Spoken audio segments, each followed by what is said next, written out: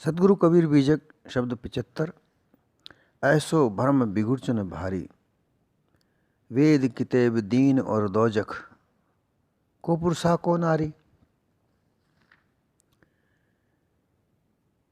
माटी का घट साज बनाया, नादे बिंद समाना। घट बिंद से क्या नाम धरोगे, अहमक खोज भुलाना। ऐ के त्वचा हाड़ मलमूत्रा, ऐ के रुधिर एक गूदा। एक बूंद से सृष्टि रची है, को ब्राह्मण को शूद्रा। रजोगुण ब्रह्मा, तमोगुण शंकर, तुमो सतो गुणी हर होई। कहें कबीर राम रम रहिए, हिंदू तुर्क न कोई। सतगुरु कबीर इस शब्द के द्वारा जो अज्ञानी जीव हैं, जो निरे अविद्या और अज्ञान में फंसे हुए हैं और संसार के सुखों को अपना परम सुख मानकर, उसको सत्य मानकर और उलझे हुए हैं, वो भ्रांति में जी रहे हैं, धोखे में जी रहे हैं। उनके धोखे को निकालने के लिए सतगुरु कबीर ने ये शब्द कहा। उनके प्रपंच में उलझी हुई जिंदगी को, जीवन को सत्य यथार्थ मार्ग पर लाने के लिए ये शब्द कहा।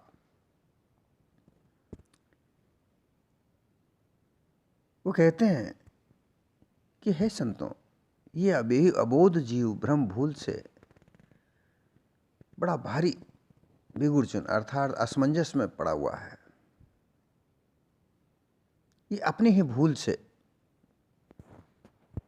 भ्रम में उलझकर जो असत्य वस्तु है उसको सत्य मानकर उसमें उलझा पड़ा है। और इसको उलझाने वाले बहुत हैं, सुलझाने वाला कोई नहीं दिख रहा है। और इसी कारण से ये ब्रह्म, ईश्वर, परमात्मा, खुदा, स्वर्ग लोक, यम लोक, नरक लोक, देवी देवता, भूत प्रेत इत्यादि असत्य मनगढ़ंत कल्पना को ही रोचक भयानक वाणी के आवरण रूप से, धोखे से बड़ा भारी श्रेष्ठ सत्य मानकर ये अज्ञानी जीव भूल रहा है। किसान लोग पक्षियों को डराने के लिए जैसे खेत में एक मनुष्य जैसा नकली पुतला बनाकर खड़ा कर देते हैं, जिसे बिजुगा भी कहते हैं, वह एक पक्षियों के लिए धोखा होता है। उसी तरीके से वाणी कल्पना से, विभिन्न प्रकार की वाणियाँ कल्पना अनुमान से रचकर इसे संसार में गुरुआ प्रपंचियों ने धोखा खड़ा किया है। और उस धोखे प्रपंच में अबोध जीवों को उलझाकर केवल असमंजस में डालकर सत्य मार्ग नहीं दिखलाते, बल्कि उन्हें अनुमान कल्पना में उलझाकर आवागमन के चक्रव्यूह में डालते हैं। वेद किताब दीन उन दोजख, को पुरुषा को नारी। भारत में वैसे तो भारत से बाहर कई समस्याएं हैं धर्म को लेकर, परंतु भारत में ज़्यादातर, अधिकतर, विशेषतर हिंदू और मुसलमान के बीच में धर्म झगड़ा है, धार्मिक झगड़ा है। उसी के आधार पर सतगुरु कबीर कहते हैं कि वेद कितेब दीन और दोजख, को पुरुषा को नारी। वेद किताब, हिंदुओं के वेद ग्रंथों को सबसे महत्वपूर्ण ग्रंथ माना जाता है। मुसलमानों में किताब अर्थात उनकी किताबें, कुरान शरीफ को वह उनका धर्म ग्रंथ मानते हैं। दीन अर्थात धर्म, और दोजख अर्थात नरक।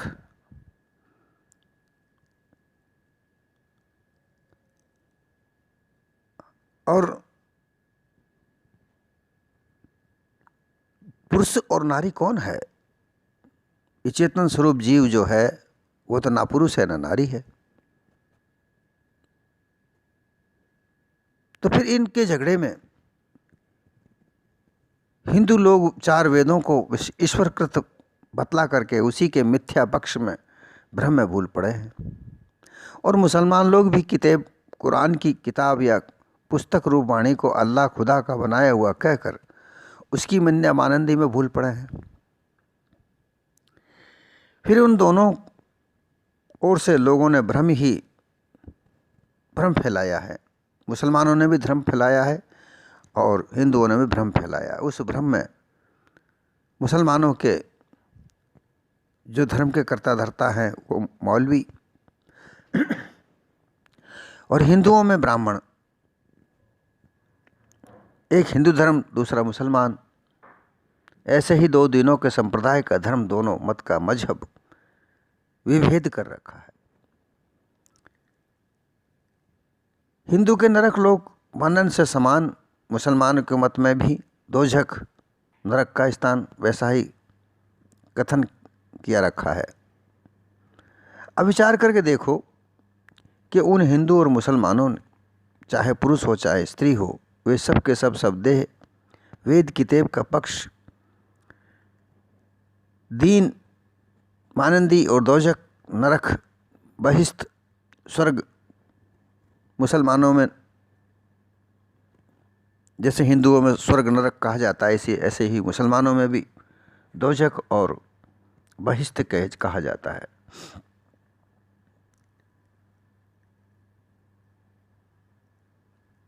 वैसे तो जो धर्म नाम है वो मानवता के लिए है।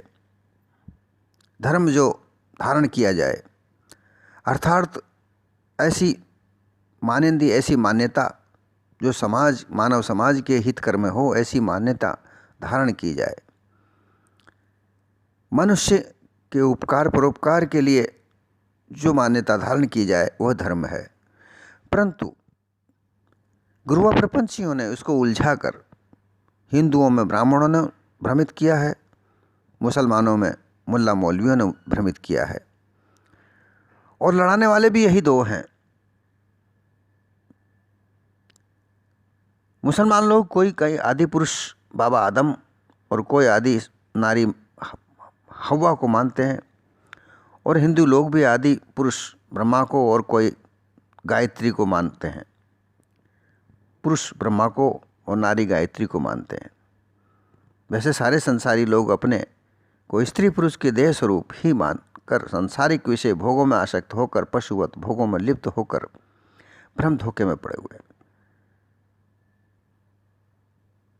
इस संसार में जो अज्ञानी जीव हैं वो केवल भोग वस्तुओं में उलझकर संसार के सुखों का भोग, स्त्री पुरुष की ओर आकर्षित है और पुरुष स्त्री की ओर आकर्षित है।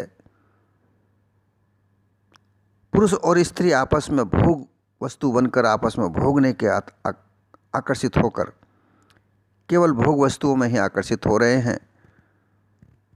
उन्हें मोक्ष प्राप्त नहीं करना, मोक्ष जानते ही नहीं हैं मोक्ष क्या होता है।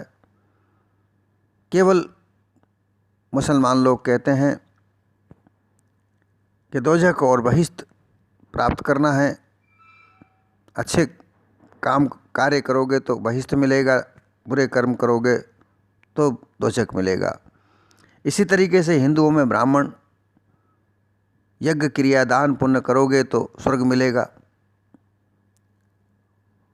अन्यथा नरक मिलेगा, वो भी मरने के बाद मिलेगा। ऐसी मान्यताएं इन दोनों ने, ब्राह्मणों ने और मौलवियों ने अपने अपने धर्म में फैला रखी हैं। और उन्हीं के आधार पर वो केवल अपना स्वार्थ करते हैं, बाकी स्वार्थ जो मानव समाज का स्वार्थ नहीं हो पा रहा है। मानव समाज भी स्वार्थ में ही जी रहा है। मानव समाज भी स्वार्थ में जीता है। वो धन को, अधिक धन प्राप्त करने के लिए, सुंदर स्त्री प्राप्त करने के लिए, पुत्र पौत्र कलत्र प्राप्त करने के लिए, संपत्ति वैभव प्राप्त करने के लिए इन ब्राह्मणों और इन मौलवियों के पास जाते हैं, युक्तियाँ खोजते हैं, और वो युक्तियों के नाम पर वही असमंजस वाली बात कि वो अल्लाह, वो ईश्वर, वो सब कुछ देगा, जैसा हम कहते हैं वैसा करो, और वो दान पुण्य इत्यादि में उनको उलझा कर रखते हैं। और मुसलमान भी इसी तरीके से उनके विभिन्न प्रकार के कर्मों में उलझा कर रखते हैं। लेकिन मोक्ष क्या है ये उनको कोई पता नहीं है। ये उलझा कर उनको रखते हैं और ऐसे ही उनका जीवन असमंजस में जाता है, प्राप्ति कुछ होती नहीं, और अंत में देह छोड़कर चले जाते हैं, आवागमन के चक्रव्यूह में चले जाते हैं। बात आती है कि चारों वेद, चारों किताब, जिस तरीके से वेदों विचार वेद हैं, इसी तरीके से मुसलमानों में भी चारों किताब है। उनमें इंजील, फुरकान, कुरान और इस तरीके से उनकी 4 किताबें बनी हुई हैं। उनमें भी हिंदुओं की तरह कर्मकांड हैं, उनमें उलझाकर ज्ञान की ओर आकर्षित करना मौलवियों का काम नहीं, ब्राह्मणों का काम नहीं। केवल कोई ईश्वर है, कोई खुदा है, उसको प्राप्त करने के लिए, उनकी कृपा प्राप्त करने की नहीं, उनकी कृपा प्राप्त करने के लिए। ईश्वर तो पता नहीं कहाँ है, खुदा कहाँ है ये पता नहीं, बात उनकी कृपा, उनकी रहम, वो रहीम है, वो करीम है, वो दयालु है, वो कृपालु है, वो कृपा करेगा, वो दया करेगा, वो रहम करेगा, ऐसा कहकर उस खुदा, उस ईश्वर के लिए उलझाकर, कर्मकांड में उलझाकर धन ऐंठने का कार्य ब्राह्मण और मौलवी करते हैं। किंतु अनाड़ी जनों, अज्ञानी जन, जो ज्ञान की ओर आकर्षित नहीं हो रहे हैं, वो कल्पना को ही पुरुष मानकर और इन मौलवी और ब्राह्मणों की बात मानकर उनके समर्पित कर देते हैं कि जैसा आप करेंगे वैसा हम करेंगे। अपने आप को अलग अलग देह में नर और नारी मानकर बस उस विषय भोग में बंधे हुए पड़े रहते हैं। परंतु उनको ये मालूम नहीं है, ये तो जीव तो मुक्त है। वास्तविक स्वरूप जिस जीव का मुक्त है वो ज्ञानाकार है, वो सबका जानाकार है, और इसी से सारा सृष्टि रची हुई है। इसके अलावा इसका करने वाला कोई और दूसरा नहीं है। जो कर्म भूमि इस चैतन्य स्वरूप जीव की जो छिपी हुई है, उसको उजागर करने का कार्य मौलवी और ब्राह्मण नहीं करते और असमंजस में पड़े रहते हैं।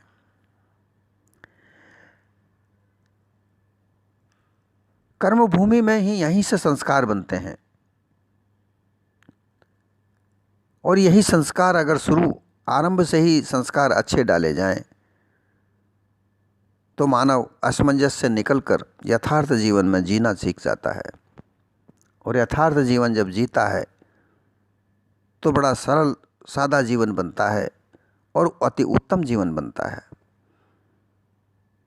जिसमें किसी प्रकार का लालच नहीं, किसी प्रकार का धोखा नहीं, किसी प्रकार की अतिशयोक्ति नहीं। साधारण जीवन बनाने के लिए, अर्थात हंस जैसा जीवन बनाने के लिए अच्छे संस्कारों की जरूरत होती है, और वह संस्कार मानव धर्म की है। वो मानव धर्म का उपदेश कोई नहीं करता, उनका निर्देश कोई नहीं करता। गुरु व प्रपंची वो भी लालची हैं, वो भी लोभी हैं, और उनके पास जाने वाले भी लालची और लोभी हैं। इस प्रकार से दोनों का व्यापार चलता है। प्राप्ति किसी को नहीं होती, केवल धन ऐंठने का कार्य व्यापार चलता है।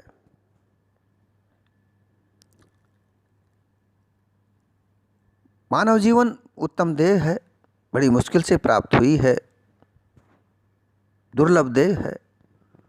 इसके जैसे गुण अर्थात हंस जैसी काया, जैसा कि सदगुरु कबीर ने हंस का उदाहरण लिया है। हंस मोती चुगता है उसका आहार मोती है, अर्थात उत्तम भोजन है, अति उत्तम भोजन। अति उत्तम भोजन का मतलब ये नहीं होता कि बहुत महंगा खाना। अति उत्तम भोजन वह है जो नेक नीति से कमाया जाए, ईमानदारी से कमाया जाए, साधारण भोजन हो, जिसमें किसी प्रकार का विकार ना हो, वह भोजन। उस भोजन को प्राप्त करने के लिए हंस की तरह सीधा सरल और मुक्ता कहाँ मिलते हैं? मोती गहरे समुद्र में मिलते हैं। इसी तरीके से मानव को भी चाहिए कि उसको गहन विचार से, ज्ञान के आधार पर जो सत्य यथार्थ है, उस ज्ञान के आधार पर अपने जीवन को बनाए, तब जाके ये जीवन सार्थक होता है। और वही संस्कार काम होते हैं, और उसमें पुरुष और स्त्री दोनों बराबर के सामर्थ्य होते हैं। यहाँ ब्राह्मणों ने स्त्री को ज्ञान प्राप्त करने की इजाज़त ही नहीं दी। वो कहते हैं कि शूद्र और स्त्री को जनेऊ धारण करने की इजाज़त नहीं है, और जो जनेऊ धारण नहीं करता उन्हें शिक्षा ग्रहण करने का अधिकार नहीं है। ज्ञान क्या प्राप्त कैसे होगा? विकार कैसे हटेंगे? वह विकार हटने की जगह ज्ञान है। सर्व सामर्थ्य, सर्व विषयों का, सर्व मलिनता का नाश करने वाला ज्ञान होता है। उस ज्ञान को ही प्राप्त करने की इजाज़त स्त्री को नहीं, केवल पुरुष को ही है। और पुरुष में भी केवल ब्राह्मण को ही है, शूद्र को नहीं। मुसलमानों में भी इसी तरीके का है। वहाँ भी जो सैयद होते हैं वो अपने आप को सबसे ऊंचा समझते हैं। शेख, सैयद, मुगल, पठान, उनके भी 4 वर्ण हैं।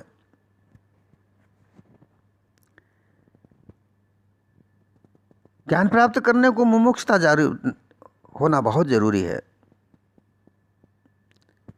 सदगुरु कबीर कहते हैं कि स्त्री पुरुष तुम दोनों ही मुक्त हो सकते हो ज्ञान प्राप्त करके। और कौन सा ज्ञान? सत्य यथार्थ ज्ञान।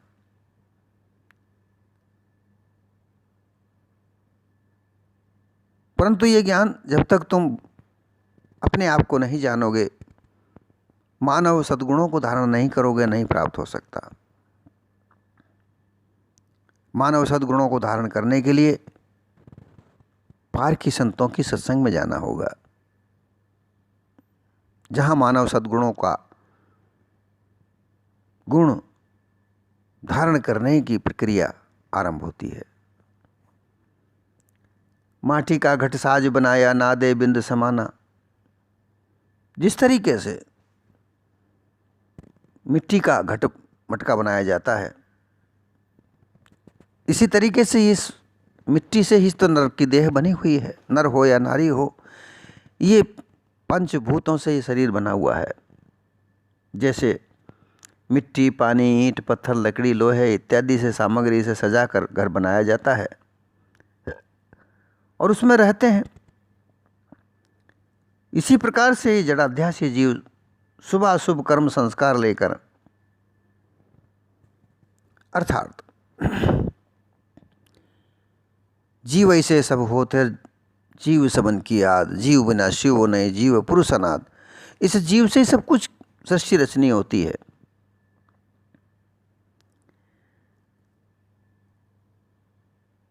देह नारी पुरुष है, लेकिन उनमें संचार करने वाला, उनमें रमने वाला जो जीव, चेतन स्वरूप जीव है, यह नारी स्वरूप में अपने आप को नारी मानता है, पुरुष स्वरूप में अपने आप को पुरुष मानता है। ये दोनों अपने आप को भोग में लिप्त करते हैं। इन्हीं के सम्मिश्रण से जीव उत्पन्न होता है। और जो संस्कार हैं वो उसी वक्त उत्पन्न होते हैं जिस वक्त स्त्री पुरुष भोग करते हैं। जैसी उनकी वृत्तियां उस वक्त होती हैं, उसी तरीके से संस्कार उस नवजात शिशु में आ जाते हैं। नादे बिंद समाना, नाद अर्थात वाणी, वाणी अर्थात इच्छा। मन में जो वाणी बाहर निकलती है वह वाणी कहलाती है, लेकिन जब वो मन में होती है तो वहाँ संस्कारित होती है। वो संस्कार मन में होती है और उसी वक्त भोग होता है। और जैसे संस्कार मन में माता पिता के मन में होते हैं, वही संस्कार जो नवजात शिशु है वही उसके मन में पैदा हो समा जाते हैं। तो जो नाद है वो बिंद में समाता है और बिंद से ही शरीर की उत्पत्ति होती है। अर्थात संस्कार बिंद में समाते हैं और बिंद के द्वारा शरीर की रचना होती है, और वही संस्कार पूर्व जन्म का कहलाया जाता है। अर्थात जन्म के पूर्व जन्म का आशय यह है कि जन्म से पूर्व जो संस्कार माता पिता के द्वारा मिलते हैं वही जन्म संस्कार, क्योंकि उन्होंने भोग करते समय माता पिता के मन में जो भी संस्कार थे, जो भी इच्छाएं थी, जो भी मनसा थी, वही तो संस्कार बने और वही उस नवजात शिशु के साथ बिंद में समा करके पुरुष के द्वारा जो पुरुष का जो बिंद योनि में प्रवेश करता है उसी के द्वारा वो प्रवेश किया। उसी के लिए कहा कि जन्म पूर्व जन्म अर्थात जन्म के पूर्व जो संस्कार बने वही तो मानव देह में प्राप्त हुए।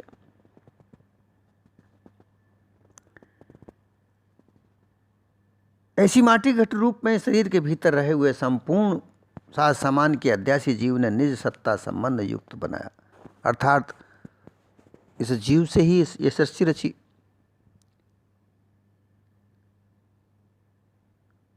और जब ये जन्म होता है तो वही शिशु आगे बढ़ता है। वो हिंदू के घर जन्म लेता है, हिंदू कहलाता है। बौद्ध के जन्म लेता है, बौद्ध कहलाता है। जैन के घर के जन्मता है, जैन कहलाता है। मुसलमान के घर पैदा होता है, मुसलमान कहलाता है। ईसाई के घर जन्मता है, ईसाई कहलाता है। यहूदी के घर जन्मता है, यहूदी कहलाता है। फारसी के घर जन्म लेता है, फारसी कहलाता है। ये पूर्व जन्म के पूर्व जो स्थिति होती है, जिस जगह के माता पिता होते हैं वो उसी जगह उसका जन्म होता है और वो वही बन जाता है।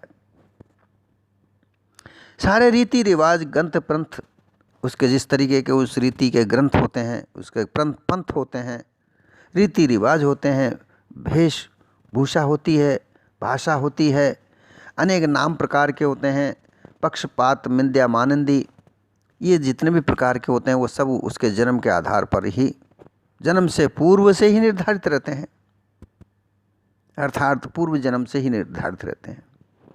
पूर्व जन्म का मतलब, पूर्व जन्म का आशय जन्म से पूर्व। ये सब निश्चित हो जाता है। ब्राह्मण के घर जन्मेगा ब्राह्मण कहलाएगा, शूद्र के घर जन्मेगा शूद्र कहलाएगा। ऐसी जो मानिंदियाँ हैं मुसलमानों में भी, जो सैयद के घर जन्मेगा सैयद कहलाएगा, शेख के घर जन्मेगा शेख कहलाएगा। ये जो मानिंदियाँ बनी हुई है ये देह से जुड़ी हुई हैं, और देह में आकर ये बंधा हुआ भोग वस्तुओं में आकर्षित होकर सांसारिक वैभव को देखकर, विभिन्न प्रकार के दृश्यों को देखकर ये उनको और आकर्षित होकर अपने आप को भूलता है और उसमें लिप्त रहता है। मोक्ष प्राप्त करने की इच्छा नहीं। सदगुरु कबीर कहते हैं कि ये घट बन गया, नाद बिंद समाकर घट बन गया, अर्थात ये देह बन गई।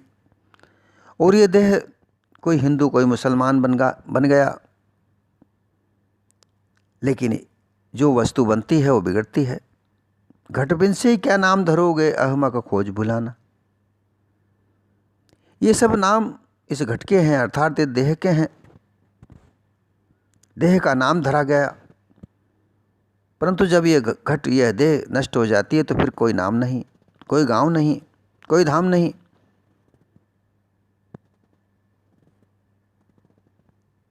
और इसी को खानी और बाणी जाल कहा। वाणी के जाल के आधार पर जो रूप प्रचार प्रसारित किया, संस्कार दिए, रूप ही मानिंदी, आसक्ति, मोह, ममता, हट, पक्ष खूब किए, परंतु जब ये शरीर, ये देह छूटी, तब क्या रहा? किसी ने खुदा को याद किया, किसी ने अल्लाह को याद किया, किसी ने ईश्वर को याद किया। इस संसार में विभिन्न प्रकार के मतपंथ बने। उन मतपंथों में उलझकर अपने आप को नहीं जाना कि तुम जानने वाले कौन हो। कोई निर्गुण परमेश्वर बताया, किसी ने बेचून बेनूम कहा। हिंदू कहते हैं कि वो परमेश्वर निर्गुण है, परमेश्वर है वो देखा नहीं जाता, वो निराकार है। मुसलमान कहते हैं कि वो बेनमून बेचून है। ये सब अज्ञानता है, जड़ बुद्धि है, जड़त्व है, अर्थात जड़ आसक्ति है। जो जड़ पदार्थों से बने हुए विभिन्न प्रकार के आकर्षित चित्र दिख रहे हैं, उनके ऊपर आकर्षित होना है। एक त्वचा, हाड़, मलमूत्रा, एक रुधिर, एक गूदा। चाहे मुसलमान हो, चाहे हिंदू हो, चाहे तुर्क हो, चाहे यहूदी हो, चाहे फारसी हो, चाहे जैन हो, चाहे बौद्ध हो, इनके शरीर तो सबका एक जैसा है। एक जैसी शरीर पर त्वचा है, एक ही जैसा हाड़ है, एक ही जैसा मलमूत्र करते हैं, और एक ही जैसा सबका खून है। कोई किसी के अलग नहीं होता।